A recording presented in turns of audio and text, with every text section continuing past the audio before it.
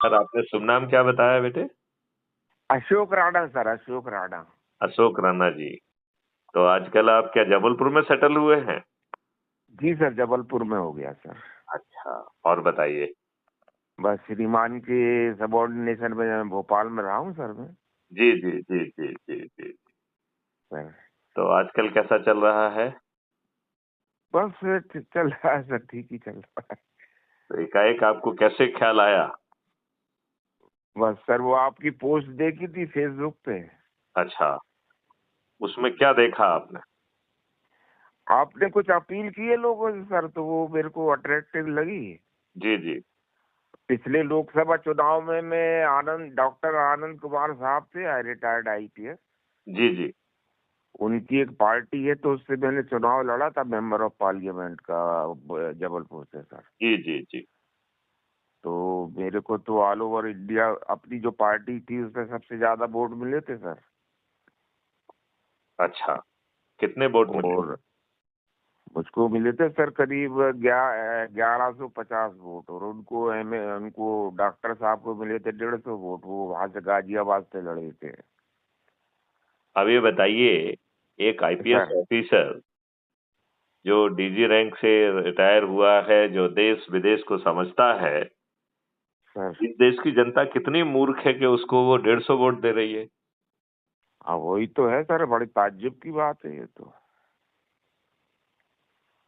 पर सर नहीं, उन्होंने जो मुझसे कमिटमेंट किया था सर, जो फाइनेंशियल असिस्टेंस का, वो उन्होंने पूरा नहीं किया सर। इसलिए मैं आपकी पार्टी ज्वाइन करने की सोच रहा हूँ सर। देखो, हमारा सिस्टम तो एकदम डिफरेंट है। सर पहली बात तो मैं ये बताना चाहता हूँ कि हमारी हर बात रिकॉर्डेड होती है। सर तो इवन जो अभी हम बात कर रहे हैं, ये भी रिकॉर्ड हो रही है। ओके क्योंकि मेरा ये मानना है कि जो भी बातचीत है, ये एक ऊर्जा है। सर। यदि ये आज फलीभूत ना हो, तो आगे चल के फलीभूत होना तय है। इससे तो सर। अच्छा, नंबर 1। नंबर 2, बाकी लोगों का जो प्रॉब्लम है, वो ये है कि मेरा ऐसा मानना है कि कोई भी राजनीतिक पार्टी, कोई भी राजनेता आपको सर अच्छा भारत नहीं देगा। सर क्योंकि सर राजनीतिक पार्टियां दुष्टता का प्रतीक बन गई हैं, और इस दुष्ट व्यवस्था में कोई अच्छी राजनीतिक पार्टी सरवाइव नहीं कर सकेगी। बिल्कुल ठीक है सर।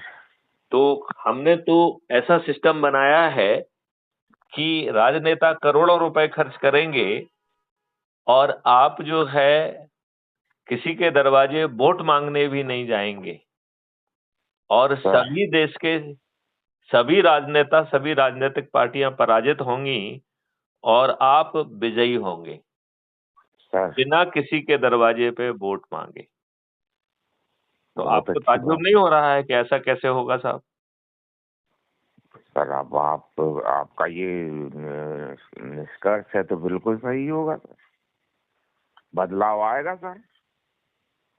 हाँ, बदलाव। एक्चुअली में बदलाव। पूरी पूरी प्रक्रिया ही अपने आप बदल जाएगी, और उसका आधार है कि आज की व्यवस्था दुष्ट है। देखो, एक बात तो ये मानना पड़ेगी कि इस देश के साथ बहुत ज़्यादा षड्यंत्र हुए हैं। हमेशा से हुए सर। हाँ, पहला षड्यंत्र हुआ जिसमें जवाहरलाल नेहरू को एक भी वोट ना मिलने के बाद षड्यंत्र करके वो इस देश का अध्यक्ष भी बन गया, और प्राइम मिनिस्टर भी बन गया, और मृत्यु पर्यंत बना रहा। ये पहला जी जी षड्यंत्र है। जी जी। षड्यंत्र है कि नहीं है ये? बिल्कुल सर, बिल्कुल है। और जिस व्यक्ति ने उसे प्लेटर पर अध्यक्ष का पद दिया और प्राइम मिनिस्टर बनाया, ये व्यक्ति इतना दुष्ट निकला कि जब उसका स्वर्गवास हुआ, तो इसने कोशिश कोशिश की कि लोग बाग उनकी अंत्येष्टि में भी सम्मिलित ना हो पाए। सर बहुत सारे ब्यूरोक्रेट्स इनके मना करने के बावजूद भी अपने किराए से वहां पहुंचे। सर ये इतना दुष्ट व्यक्ति रहा है, ये व्यवस्था इतनी दुष्ट रही है कि हमने नए संविधान के नाम पर 80% हिस्सा गवर्नमेंट ऑफ इंडिया एक्ट 1935 का अपने ऊपर थोप लिया। सर 1935 किसने बनाया था? अंग्रेजों ने। किसके लिए? सर अब अंग्रेजी साम्राज्य के लिए। सर तो गवर्नमेंट ऑफ इंडिया एक्ट 1935 हमारा संविधान का हिस्सा क्यों होना चाहिए? नहीं होना चाहिए सर। आपको मालूम है उसमें एक आर्टिकल है 333 जिसके तहत 2 एंग्लो इंडियन हमारे पार्लियामेंट में नामित होते हैं। तो सर 543 में हम केवल 543 को ही चुनते हैं। 2 एंग्लो सर इंडियन हमारे पार्लियामेंट के आर्टिकल 333 के तहत नामित होते हैं। क्या होते हैं? Nominate sir. नॉमिनेट होते हैं। करेक्ट। सर तो सर हमारे देश में एंग्लो इंडियन का मतलब होता है अंग्रेजों की अवैध संतानें। Okay sir. मतलब पहले एंग्लो इंडियन समझना पड़ेगा, होते कौन है Anglo Indian, sir sir sir समझ गए? तो ये सर अंग्रेजों सर की अवैध संतानें जी जी। हमारे देश के पार्लियामेंट में क्यों बैठना चाहिए? बिल्कुल नहीं सर। तो ये दूसरा षड्यंत्र हुआ। तीसरे षड्यंत्र के तहत वही नियम कानून सीआरपीसी, आईपीसी, एविडेंस एक्ट और अब जो भारत जी न्याय संहिता बनी है ये भी पुराना सेक्शन ए और नया सेक्शन ए। है। तो अंग्रेजों ने बड़ी सोची समझी रणनीति के तहत, बहुत ही सोची समझी रणनीति के तहत सर आपको कदम कदम पर अपमानित करने के लिए, कदम कदम पर उत्पीड़ित करने के लिए, कदम कदम पर आपको जो है ना शोषित करने के लिए और आप में सर हीन भावना पैदा करने के लिए जो नियम कानून बनाए थे वो स्वतंत्र देश के स्वतंत्र नागरिकों पर क्यों थोपे होना चाहिए? बिल्कुल नहीं होना चाहिए सर। जिसकी मूल भावना में ये है कि प्रक्रिया को इतना पहुंचादा बनाओ और आंखों में पट्टी व रखने वाले न्याय व्यवस्था होना चाहिए जो अन्याय करने के लिए बनी है, जो प्रक्रिया में उलझाकर आपको न्याय से वंचित करने के लिए बनी हुई थी, जिससे आप इतने टूट जाएं आर्थिक रूप से और अदरवाइज भी कि आपको अंग्रेजी साम्राज्य की तरफ नजर उठाने की भी हिम्मत ना हो। सर ऐसी न्यायिक व्यवस्था हमारे ऊपर क्यों थुपी होना चाहिए? नहीं होना चाहिए सर। तो सर आप ये बताइए, आपने संविधान पढ़ा है, आप बताइए सर संविधान में देश के प्रधानमंत्री को क्या शक्तियां हैं? संविधान की सर बहुत ज्यादा जानकारी नहीं है सर मेरे को। लेकिन मैं आपको बता दूं, जी हमारे जी देश सर के जी संविधान ने केवल एक ही अधिकार प्रधानमंत्री को दिया हुआ है कि वो ये जी रिकमेंड कर सकता है कि उसके काउंसिल ऑफ मिनिस्टर में कौन आएगा। सर बाकी सभी शक्तियां काउंसिल ऑफ मिनिस्टर में निहित हैं कलेक्टिव पावर के तहत। सर सर तो मैं आपसे पूछता हूं, दुष्ट जवाहरलाल नेहरू को किसने ताकत दे दी थी कि जब आपकी जीतती हुई सेना 1948 में ये बिना काउंसिल ऑफ मिनिस्टर से चर्चा करे, बिना अपने गृह मंत्री सरदार पटेल से चर्चा करे, सीधे ऑल इंडिया रेडियो में जाकर युद्ध विराम की और यूनाइटेड नेशंस में जाने की जो घोषणा करता है, ये षड्यंत्र नहीं है? है सर। आप बताइए, क्या देश का संविधान प्रधानमंत्री को ये ताकत देता है? जैसा श्रीमान ने बताया नहीं देता सर। आप मुझे बताइए नरेंद्र मोदी जी ने रात के 12 बजे डिमोनेटाइजेशन की घोषणा की बिना अपने मंत्रिमंडल को कॉन्फिडेंस में लिए हुए। क्या जी माननीय प्रधानमंत्री नरेंद्र मोदी जी को बिना काउंसिल ऑफ मिनिस्टर को कॉन्फिडेंस में लिए हुए डिमोनेटाइजेशन का अधिकार था? नहीं था सर। फिर नहीं था। देश के सुप्रीम कोर्ट ने विचार करते समय ये बारीकी तो नहीं पकड़ी? हाँ हाँ बिल्कुल। ये सबसे अच्छा प्रश्न तो यही है सर, न्यायपालिका भी बिकी हुई है बिल्कुल। नहीं नहीं, ये बात जो आपको समझ में आ रही है और हमको समझ में आ रही है, वो बात देश के सुप्रीम कोर्ट को समझ में नहीं आई। नहीं आई सर। हाँ? क्यों नहीं आई, यही तो मैं नहीं। पूछ रहा हूँ। अब वो सब उनके उनसे प्रभावित रहते हैं सर, गवर्नमेंट से। तो अशोक राणा जी सर आपको अच्छा भारत कौन देगा? अच्छा भारत तो सर ब्यूरोक्रेट से ही निकल के आ सकता है, बाकी तो नहीं नहीं आ नहीं सकता। नहीं, ब्यूरोक्रेट ब्यूरोक्रेट जो अपने लाभ सर के लिए कॉम्पिटिटिव एग्जामिनेशन में बैठते हैं, जो समाज सेवा की बात केवल इंटरव्यू में करते हैं, इसके बाद कभी नहीं करते हैं, जो अपनी सर मलाईदार पोस्टिंग के लिए किसी भी हद तक गिरने के लिए तैयार हैं, सर बिल्कुल सही है, आई जो मे बी रॉन्ग सर, बिल्कुल सही कहा आप। जो रिटायरमेंट के बाद कहते हैं मैं तो बहुत थका हूँ, मैं तो सिर्फ जो है ना गोल्फ खेलूंगा, दारू पीऊंगा, ये ब्यूरोक्रेट आपको अच्छा भारत देंगे?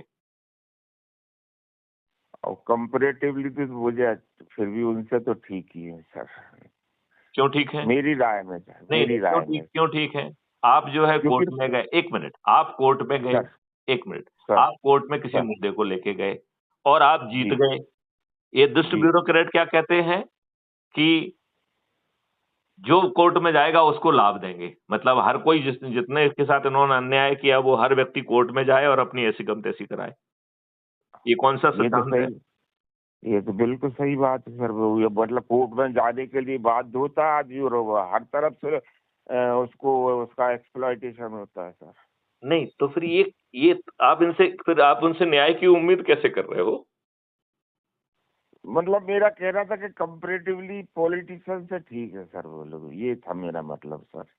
नहीं तो ये कंपैरेटिवली से छोटे-मोटे ठीक दिखने वाले, जिन्होंने जिनके साम्राज्य में चपरासियों के पास हजारों करोड़ मिलने लग गए हैं, इनसे किसी न्याय की अपेक्षा आप करते हैं क्या? नहीं करता सर, मैंने तो सारे बेनिफिट यहाँ हाई कोर्ट से ही लिए हैं अपने। तो फिर आप मेरी बात को और बड़ी जो मैं कह रहा हूँ, ये बात जो बेनिफिट आपको मिला वो आपके दूसरे साथी को नहीं मिला होगा, नहीं नहीं मिले सर उन लोगों को। क्योंकि उन लोगों ने जाने की हिम्मत नहीं की होगी। जी जी जी। तो जो गया उसको मिला और जो बेचारा जाने मिला, की हिम्मत नहीं कर पाया उसने कहा चलो छोड़ो, जो मिला वही काफी जो मिल गया वही सही है सर। है ना? अभी मेरा 2.5 लाख काटा था सर इन्होंने हुँ, आफ्टर रिटायरमेंट, हुँ। तो वो मैं कोर्ट से जीत गया हूँ सर। नहीं, तो फिर आप हमारी बात जो मैं कह रहा था उसको बहुत गहराई से समझ सकते हो कि मैं क्या कह रहा हूँ। नहीं नहीं सर, मैं समझ गया, मैं गलत था थोड़ा सा उस पॉइंट पे। और चूंकि सर क्या है, मैं जबलपुर में हूँ तो यहाँ के यहाँ वकीलों से भी कोर्ट में जाना मेरे लिए ज्यादा आरामदायक है। अब हुँ, कोई हुँ। आदमी भोपाल से आएगा तो उसको बेचारे को 5,000 6,000 कम से कम खर्च हो जाएगा उसका। हुँ, हुँ, हुँ, हुँ। वकील को देना पड़ेगा, वकील के मुंशी को देना पड़ेगा। हुँ, हुँ, हुँ, हुँ। इसलिए मैं जबलपुर में, चूंकि मैं जबलपुर में हूँ तो मैं उसको परस्यू ज्यादा आसानी से कर लेता हूँ सर। आप बिल्कुल ठीक कह रहे हैं। तो जी अशोक राणा जी अब ये बताइए आपको अच्छा भारत आपके बच्चों के लिए चाहिए या नहीं चाहिए? बिल्कुल चाहिए श्रीमान, बिल्कुल चाहिए सर।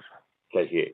तो यदि हम आपको ये तस्तरी में सजा के दे दें कि आपको कुछ ना करना पड़े, केवल अच्छे भारत का संकल्प लो और अच्छा भारत पाओ, तो क्या आप प्रति सप्ताह अपने परिवार के सदस्य, अपने रिश्तेदार, अपने मित्र, अपने पड़ोसियों को जोड़कर और हर सप्ताह में रोस्टर के आधार पर अलग-अलग व्यक्ति आमंत्रित करें और संकल्प और शपथ दिलाए, तो हम बड़ी आसानी से चंद दिनों में 100 करोड़ हो जाएंगे। जी और इसमें जो अभी आपने देखा है उसमें डॉक्यूमेंट है, उसको जरा क्लिक करोगे तो डॉक्यूमेंट खुलेगा। तो जी उस डॉक्यूमेंट को पढ़िए, उसमें हमने दिया है कि विकेंद्रीकृत व्यवस्था आपको मेरिट लिस्ट में स्थापित करेगी। जी अभी आपको टिकट चाहिए हो तो आप दरियां बिछाते हैं बरसों बरस, स्पेशली बड़ी पार्टियों की, जी। और कई बार करोड़ों रुपए देने के बाद भी टिकट नहीं मिलता है, नहीं मिलता सर। और फिर टिकट मिल भी जाए तो फिर करोड़ों रुपए जीतने के लिए भी खर्च करना होते हैं, बिल्कुल करने और पड़ते फिर हैं। आपने इतने पैसे खर्च किए हैं तो फिर आपको उसे साब्याज भविष्य में खर्च करने के लिए भी अपनी व्यवस्था करना है, तो आप शुरू से ही भ्रष्टाचार में लिप्त हो जाते हैं और हम्म, आम आदमी के हित की बजाय खुद का हित साधने में ही पूरा समय बीत जाता है, और बिल्कुल आप सर। इतने डरे हुए रहते हैं कि आप जो है इन राजनेताओं को किसी भी तरीके से, हाई कमान को किसी भी तरीके से नाखुश करने की सोच भी नहीं रख सकते बिल्कुल हैं क्या? सही है। हैं? नहीं नहीं, कतई नहीं। तो बिल्कुल फिर नहीं। जो मैं आपको परोस रहा हूं कि भैया आप दुष्ट हो, दुर्जन हो, अपराधी हो, किसी भी पार्टी के, किसी भी संस्था के, सामाजिक, व्यावसायिक, धार्मिक, जिस संस्था से भी जुड़े हो, यदि उसके अंधभक्त भी हो, तो बने रहो। यदि जी आपको दरियां बिछाने में आनंद आता है, सामियाने लगाने में आनंद आता है, नारेबाजी में आनंद आता है, भीड़ बढ़ाने में आनंद आता है, तो आप भीड़ बढ़ाइए। केवल यदि आप सर। अच्छे भारत का संकल्प ले सकते हैं और यदि अपने आप को 6 मेरिट लिस्ट में स्थापित कर पाएंगे, तो सरपंच भी आप बनेंगे, पार्षद भी आप बनेंगे, मेयर भी आप बनेंगे, जिला पंचायत अध्यक्ष भी आप बनेंगे, मुख्यमंत्री भी आप बनेंगे, उप मुख्यमंत्री सर। भी आप बनेंगे, राज्य सरकार सर। के मंत्री और विधायक भी आप ही बनेंगे, और वो भी मेरिट के स्तर पर। उसमें सर। किसी सर। किसी व्यक्ति की मेहरबानी आपको नहीं चाहिए। आपको मैथिली सर। शरण गुप्त की मेहरबानी नहीं चाहिए। सर। समझ में आया आपको? जी जी सर। और यदि आप देश में यदि नंबर 1 पे आ गए तो प्रधानमंत्री बन जाएंगे, और सर। दूसरे और तीसरे स्थान पे आ गए तो प्रधानमंत्री बन जाएंगे, और सर। यदि 82 में आ गए तो केंद्रीय सरकार के मंत्री बन जाएंगे, और सर। 543 में आ गए तो सांसद बन जाएंगे। तो सर। आपको ना तो मैथिली शरण गुप्त की चाटुकारिता करने की जरूरत है, ना मक्खन लगाने की जरूरत है। केवल मेरिट सर। लिस्ट में आना है, और वो मेरिट लिस्ट किसकी है? अपने लोगों को जोड़ने की। और अपने लोग जी कौन से हैं? अपने परिवार के सदस्य, अपने रिश्तेदार, अपने मित्र, अपने पड़ोसी, और जिन संगठनों से हम जुड़े हुए हैं। अब अशोक सर। राणा जी, हमारे रिटायर्ड डिप्टी एसपी साहब, आप बताइए, सर। इस इतने सस्ते में आपको अच्छा भारत और कोई देगा क्या? नहीं नहीं, कतई नहीं सर। आपको क्या मैथिली शरण गुप्त की चाटुकारिता करने की जरूरत है? नहीं सर। क्या आपको जीतने के लिए पैसे खर्च करने की जरूरत है? नहीं सर। अच्छा, आपको जीतने के लिए पैसे खर्च क्यों नहीं करना होंगे? क्योंकि हमने प्रतिबंध लगाया है कि पैसा खर्च करना तो बहुत दूर है, हम आपको टिकट दे देंगे और आप अपना नामांकन भर देंगे, फिर भी आप किसी को नहीं बताएंगे कि आप उम्मीदवार हैं। तो फिर आप सर। पूछेंगे, साहब हम जीतेंगे कैसे? ये तो इतने दुष्ट लोग हैं कि एक रिटायर्ड डीजीपी रैंक और आईबी में इतनी लंबी सेवा देने के बाद ऐसे लोकप्रिय, अच्छे, एक सहज स्वभाव के हमारे आनंद कुमार साहब को यदि 150 वोट मिल रहे हैं, तो बहुत ही शर्म की बात है कि नहीं है? बिल्कुल है सर, बिल्कुल है। हाँ? तो ये अत्यंत ही लज्जा और शर्म की बात है।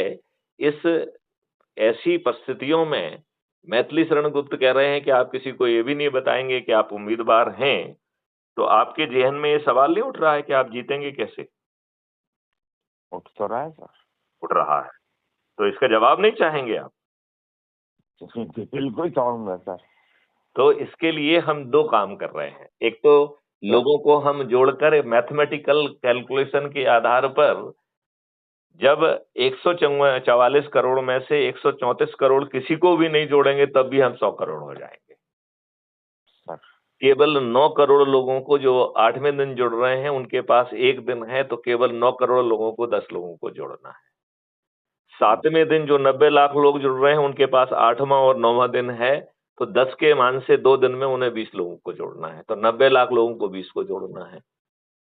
6वें दिन जो 9 लाख लोग जुड़ रहे हैं, उनके पास 3 दिन है, 7वां, 8वां, 9वां, तो 10 के मान से 3 दिन में 30 लोगों को जोड़ना है। सर। 5वें दिन जो 90,000 लोग जुड़ रहे हैं, उनके पास 5 दिन है, तो 10 के मान से केवल 90,000 लोगों को 50 लोगों को जोड़ना है। 40 लोगों को जोड़ना है, सर। 4 दिन ही है, 4 5वां दिन है, तो 4 दिन बचे, तो 90,000 लोगों को 40 को जोड़ना है, राइट? सर। अब चौथे दिन जो 9,000 लोग जुड़ रहे हैं, उनके पास 5 दिन है, तो 144 करोड़ लोगों में से केवल 9,000 लोगों को 50 लोगों को जोड़ना है।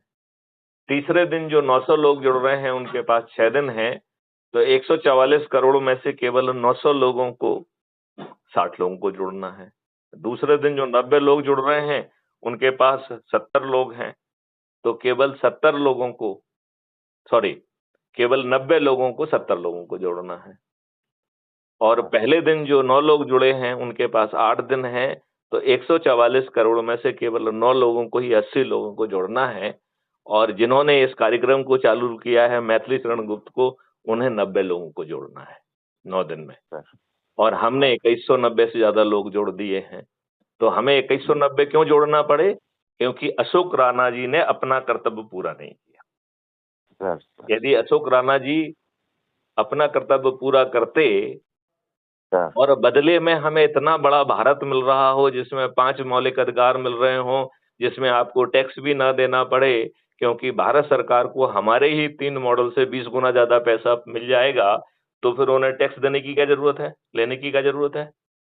जी। यदि मैं अपने मॉडल से भारत सरकार को 20 गुना पैसा पहुंचा दूं, तो उन्हें आम आदमी से टैक्स लेना चाहिए क्या? नहीं सर। नहीं लेना चाहिए। तो आपको टैक्स मुक्त भारत मिल रहा है। फिर हर भारतीय को एक शैडो अकाउंट के तौर पे कलब्रिक्स अकाउंट मिल रहा है, जहां बिना आवेदन लगाए, बिना किसी अनुमोदन को आपको इन 5 मौलिक अधिकारों के लिए पैसा चाहिए तो ठक से अपने आप आ जाएगा। सर। और फिर वो आपके पोटेंशियल को पहचान कर उसे छोटे छोटे माइलस्टोन में बांटकर आपको संस्कार, शिक्षा, हुनर, टेक्नोलॉजी और सतत अभ्यास कराकर सर्टिफिकेट ऑफ एक्सीलेंस देके आपको राष्ट्रीय संपदा के निर्माण में भेज देंगे। और जब आप राष्ट्रीय संपदा का निर्माण का काम करेंगे तो अपने आप रेवेन्यू स्ट्रीम आएगी, उससे कलब्रिक्स अकाउंट से जो पैसा आया है वो कट जाएगा। ऐसे ही आपको जो है 3 और मौलिक अधिकार मिल रहे हैं। भोजन का मौलिक अधिकार, स्वास्थ्य का मौलिक अधिकार, खुशहाली और समृद्धि का मौलिक अधिकार।